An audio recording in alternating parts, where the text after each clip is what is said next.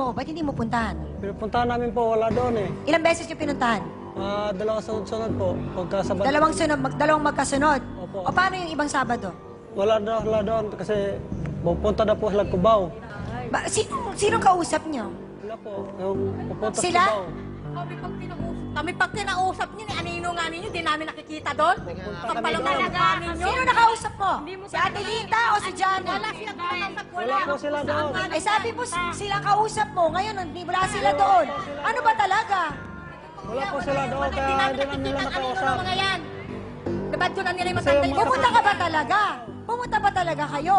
kami talaga. Pupunta po. Punta kami doon, laging walang tao. Lagi walang tao So, po. ibig sa ilang beses kayo pumunta? Dalawa po. Dalawa. Sa loob ng 3 buwan na hindi mo kasama ang tatay mo. Alam mo naman ang sitwasyon ng tatay mo. Ikaw din. Opo. 3 buwan. 2 beses nyo lang pinuntahan. Opo. Yung Bakit? pagkataon po eh. Diretsang tanong, mahal mo ba ang tatay mo? Mahal po. Bakit parang may lumalabas na meron kayong problema, may issue tukol sa pagpapalaki kay Johnny ng tatay Kasi po, mo? mas matimbang pa po siya kaysa sa akin. Paano mo naman nasabi yun? Sige, kwento mo sa amin. Kasi simula ng 10 years ako hanggang 15, lagi ako pinapalo. Ay, ganyan po talaga. Baka naman matigas ang ulo mo. Pag mag-away-away kami ganyan sa kanya po, siya kinakampihan. Kahit ako lagi kawawa po, binubugbog niya ako. Sabi niya, luging-lugi siya kahit pagdating sa school. Public school siya, private siya. Sino ang anak? Oo. Di ba? Parang unfair. Kumbaga, Oo napakinabangan mo naman yung matanda. Kumbaga, tumulong ka sa pagbabantay, hindi yung sa ano lang. Sasabihin niya, sa pagmahal yun ang magbabago. Wala sa pagmamahal. Ganito, Sa ganito. responsibilidad, Ito, mag-aaral kayo. Ang hindi ko naman kasi maintindihan, di sana pinag-usapan nyo na lang. Ako nagpapakatotoo lang ako. Gustuhin ko man maging mabuting manugang, hindi ko kaya Sandali, mag-alaga. makinig tayo sa kanya. Kasi hindi madali, Hindi madali ang ginagawa niya. Pero ano sinasabi mo? Sa umpisa pa man, inaano ko na sila, kung pinapakisamahan ko sila, pinapakibagayan ko sila. Kaya lang, ganyan sila ng ganyan. Kala mo sila magagaling, mababait. Tapos, malaman-laman mo, ganun din pala ang ginagawa nila. Sa ginawa namin na pagtali, Sa'yo, sa mga ginagawa ginagawa nila ka. din ngayon, na nasa poder Ganyan nila, ang walang ugali mo. pinagkaiba. Di ba? Talaga naman. Inampas niya nga pa nga ng dos por Oo, dos, inamin dahil naman niya sinama talaga yung- kaya kanina yon. Ano, o sana Mali pa rin yun. Ako hindi ko sinasaktan yung matanda. Kinakadena nyo lang. Kinadena ko lang Oo. para lang ano.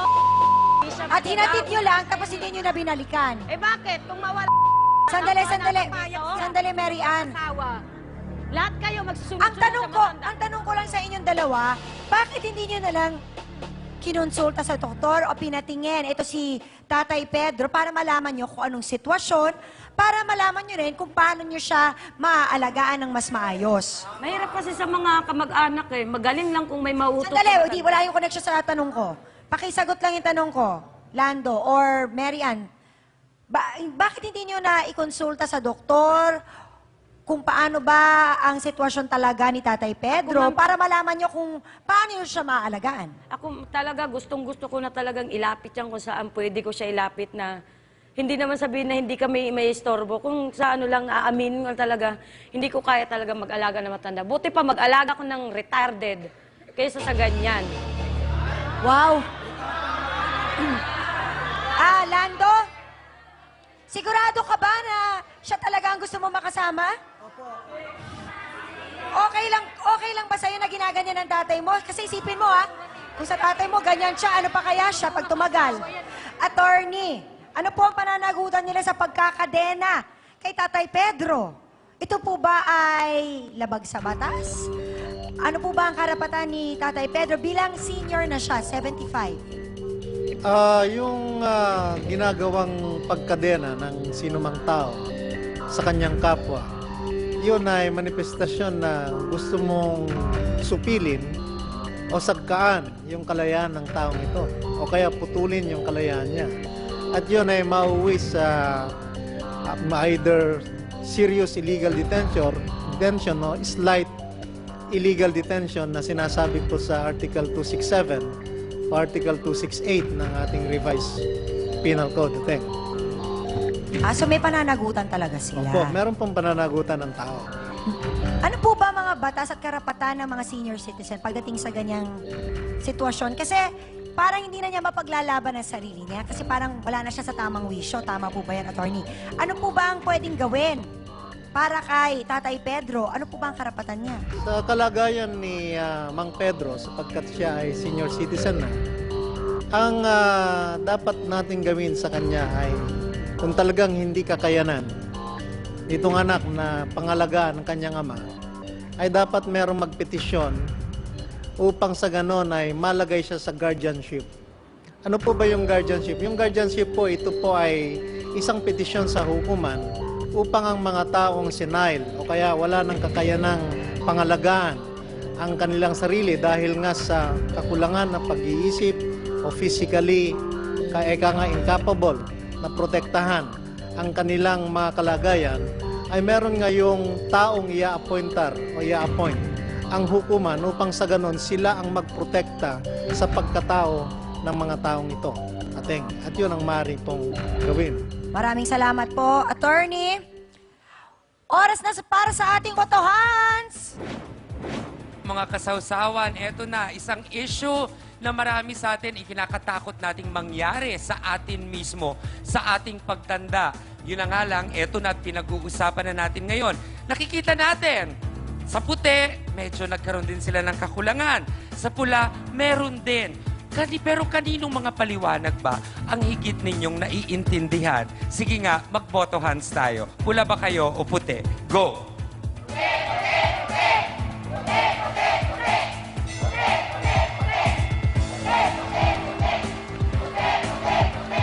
Nako, ating parang maliwanag sa ating mga kasawsawan na oo, meron silang nagawang hindi rin maganda kay Tatay Pedro, pero yung punto na sa nakaraang 3 buwan kinalinga nila ito, mukhang nakagaan sa pakiramdam ng ating mga kasawsawan kumpara sa mga narinig nating tinuran naman itong mga nasa pula na kung tutuusin nga, ang isa sa kanila ay ang tunay na anak nitong pinag-uusapan nating kaawa-awang matanda. Kaya marahil yan ang resulta ng ating boto hands. Alamin pa natin ang buong kwento dahil marami pa tayong dapat imbestigahan at alamin.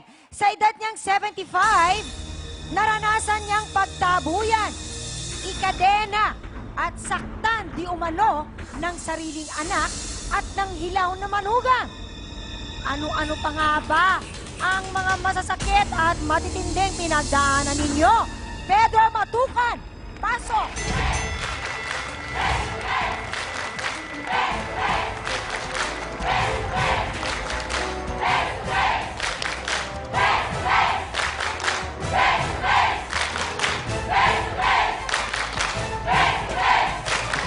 Magandang umaga po sa inyo, Tatay Pedro.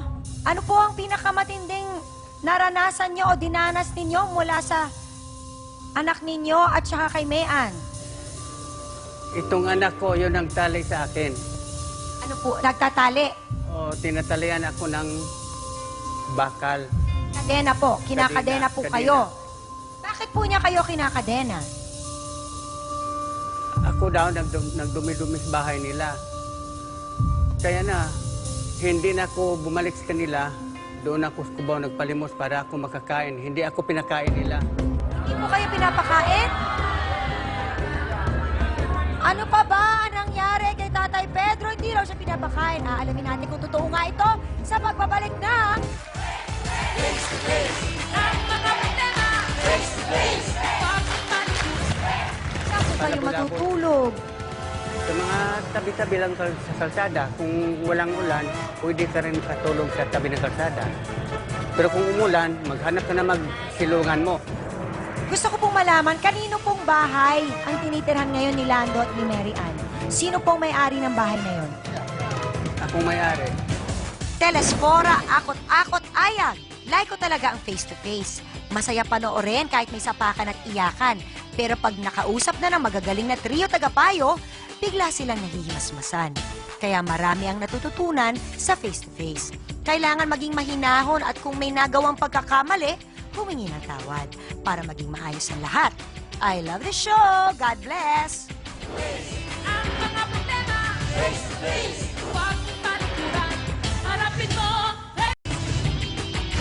Sinabi mo kanina ni Tatay Pedro na kinakadena nga daw siya at ginugutom. Araw-araw po ba yon? Araw-araw hindi ko nila pinakain kaya ako nagpalimos na lang sa Cubao. Ang sobra kong pera nga galing ko sa Cubao, kinukuha pa nila. Oh, akala ko ba si Aling Lita at si Johnny kumukuha nun? Hindi totoo yan. Hindi totoo yan kasi yung sinasabi niya, di ba ulyanin siya? Yung sinasabi niyang nangyayari, yung doon na siya. Kasi paano siya makakapunta ng Cubao, nakakadenas? Tatay Pedro, kasi po, marami po silang nakwento tungkol sa kung paano lumaki si Lando at saka itong si Johnny. Paano niyo po ba talaga tratuhin itong si Lando nung siya Ang trato ko sa kanya, mahal na mahal ko siya kay anak ko siya. Siya lang isang anak ko. Bago ginanyan ko niya pagka lumaki na siya, ginanyan ko Pero sinasabi po niya kanina na pinagpapatuod din naman ni Johnny na lagi niyo daw siyang pinapagalitan, pinapalo, at parang talagang pinaboran niyo po si Johnny habang lumalaki si Lando. Pamangkin ko to si Diane. Opo. Bago yung anak ko, isa lang. Opo. Bago na pagkatapos, hindi naman ko na pakainin, ginatalian pa ko. Nga po nga nabalitaan po namin. Bakal. Mahal niyo po ba si Lando kahit sa kabila ng nangyari sa inyo? Kahit pa paano, hindi na ako magbalik sa kanila. Kahit pa paano pa. Kahit anak ko pa sila, nag-iisa, hindi na ako babalik sa kanila talaga. Yan po ang pakiramdam ninyo. Ayaw niyo nang bumalik sa kanila. Ayaw na balik. Kahit na po gusto kanyang kunin. Ayaw na ko. Magsarili na lang ko, ako lang isa.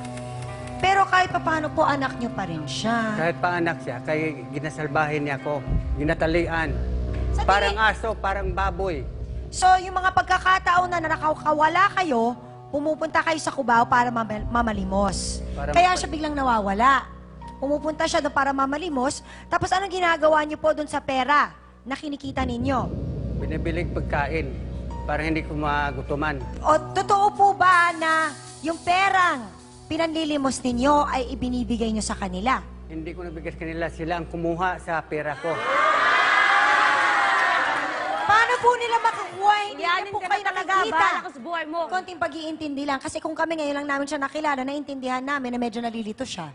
Totoo po ba na nagsasaing po kayo ng lupa? Totoo yan. Bakit niyo po nagagawa yun? Akala ko yung sinaing ko, kung bigas yon. Kaya palang lupa na. Lupa na po. Lupa na. Nagkamali po. Wala na akong isip. Mabait po ba si Lando nung buhay pa yung asawa ninyo? Mabait. Nung namatay po yung asawa niyo, doon siya O nagbago? yun, mag-asawa.